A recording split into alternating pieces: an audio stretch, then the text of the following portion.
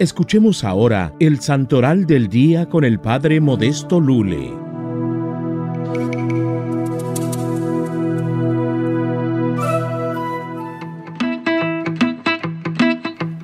El profeta antes de Cristo y los dos obispos después de Cristo santos. Hoy hablaremos de San Zacarías. Del Antiguo Testamento hay que aclararlo porque puede que nos confundamos con Zacarías del Nuevo Testamento. A este profeta, denominado menor, se le celebra dentro de la iglesia el 6 de septiembre. Nace allá en el seno de una familia de sacerdotes del pueblo de Israel antes del Señor Jesús. Su labor, su misión, más o menos, se ubica allá en Jerusalén a fines del año 520 a.C. y aparece por última vez en diciembre del 518 a.C.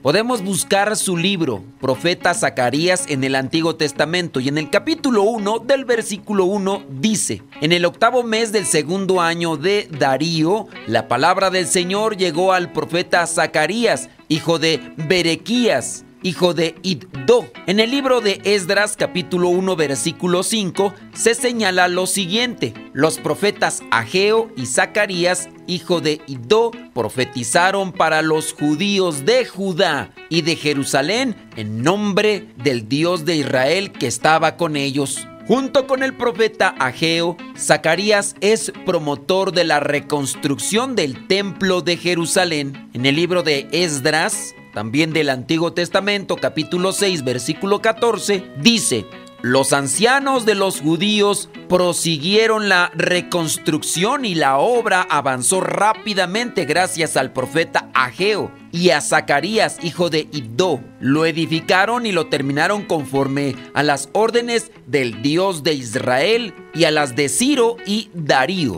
San Jerónimo describe su obra como muy oscura, puesto que en ella se interrelacionan fragmentos de una autobiografía. También hay visiones simbólicas que preludian apocalipsis posteriores y una serie de oráculos mesiánicos. Distingamos la palabra apocalipsis. Significa revelación en griego. Son tipo de visiones o revelaciones. A juzgar por los estudios, se habla de Zacarías y se presenta como el que escribe la primera parte del libro que lleva su mismo nombre, Zacarías. Y esto sería solamente del capítulo 1 al capítulo 8. En esa parte describe 8 visiones. Estas estaban encaminadas a levantar el ánimo del llamado pueblo de Dios y continuarán confiando en la protección divina para la edificación del templo. Los otros capítulos son obra posterior de otro profeta, pero se adjudicó al mismo Zacarías, porque van en la misma línea.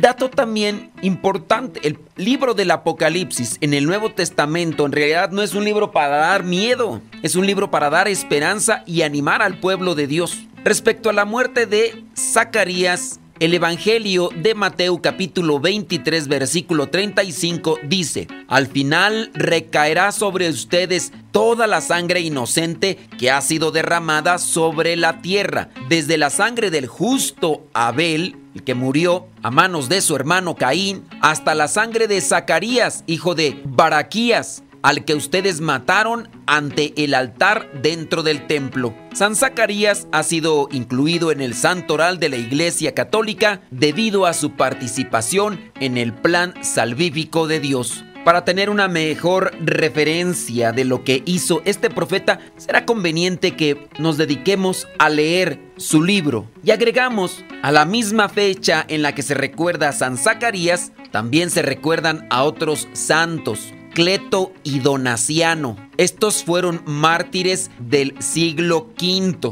de nuestra era. Ambos fueron obispos, valientes defensores de la fe cristiana, dispuestos a entregar la vida por Cristo en aquellos tiempos en que el Imperio Romano había entrado en una decadencia, y en este caso los bárbaros castigaban indiscriminadamente a quienes detentaban algún tipo de autoridad, especialmente si ésta nacía de la fe cristiana. Cleto, también llamado Leto, fue quemado vivo, mientras que Donaciano murió en el desierto tras ser deportado por el rey de los vándalos, Hunerico. Los vándalos fueron un pueblo germano proveniente de Europa Central, lo que hoy podemos conocer como Alemania y Polonia. Este pueblo, célebre por haber invadido los territorios del Imperio Romano del norte de África, en este caso Cartago, y avanzar hasta la capital de Roma, los vándalos organizaron uno de los más violentos saqueos que haya padecido la ciudad eterna, es decir, Roma, a lo largo de su historia.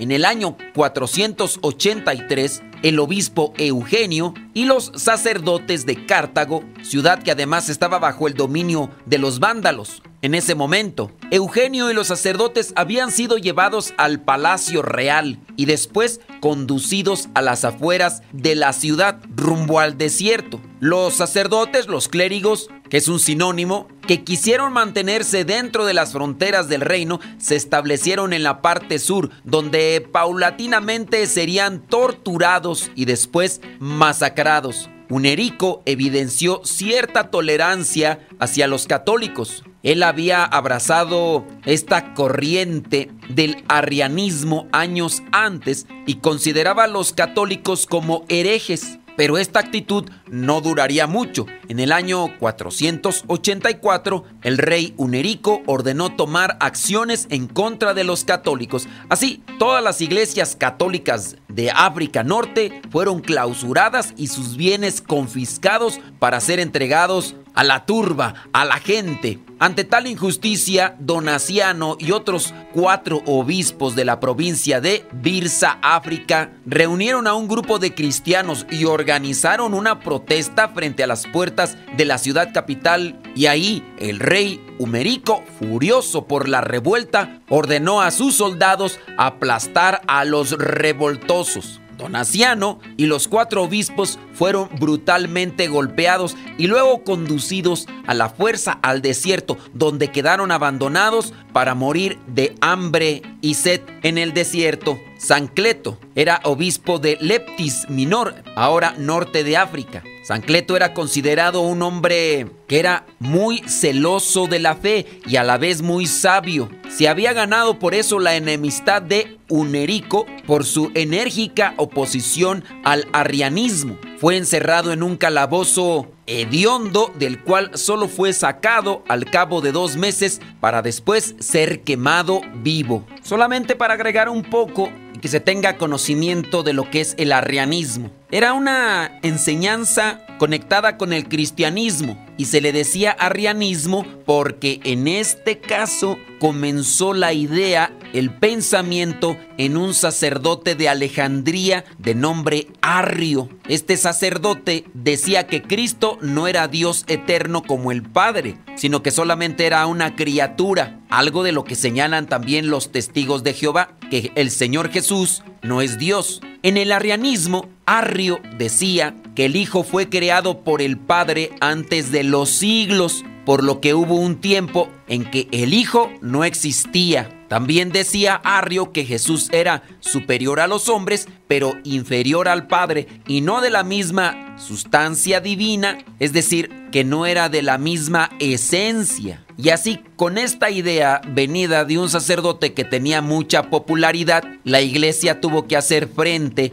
a esta ideología o pensamiento contrario al credo. Y ya así en el concilio de Nicea, en el año 325, rechazaron las enseñanzas de este sacerdote de Alejandría llamado Arrio. Y los obispos, reunidos en ese concilio, afirmaron que el Hijo es Dios verdadero de Dios verdadero, engendrado, no creado, de la misma naturaleza del Padre. Y ahí entonces comienza a estructurarse el credo niceno-constantinopolitano, que se sigue rezando hoy todos los domingos. Hay que distinguir 2 credos, el credo de los apóstoles y el credo de Nicea, porque comenzó todo esto con el concilio de Nicea y a este credo es mejor conocido como niceno-constantinopolitano. Para cerrar con las cuestiones de San Cleto y Donaciano, que fueron solamente obispos, con su vida nos enseñan que la fe no es una cuestión solamente de sentimiento. Se puede sentir, pero no debe ser la base. Es un compromiso real que se refleja en nuestras acciones, incluso cuando más cuesta. Ser cristianos hoy significa ser valientes, ser coherentes y solidarios, no importa las dificultades. Hay que vivir de tal forma que nuestras decisiones diarias sean semilla de esperanza y fe para quienes nos rodean. Y de esta forma aprender de la mano de Dios a sobrellevar las pruebas con paciencia, sin desesperarse ni perder la confianza en Dios. A este profeta Zacarías y a estos obispos Cleto y Donaciano del siglo IV se les recuerda en el Santoral de la Iglesia el 6 de septiembre. Espero que estas cosas de los santos nos ayuden, nos iluminen para mantenernos siempre en el camino que nos lleva a Dios. Soy el Padre Modesto Lule de los Misioneros Servidores de la Palabra.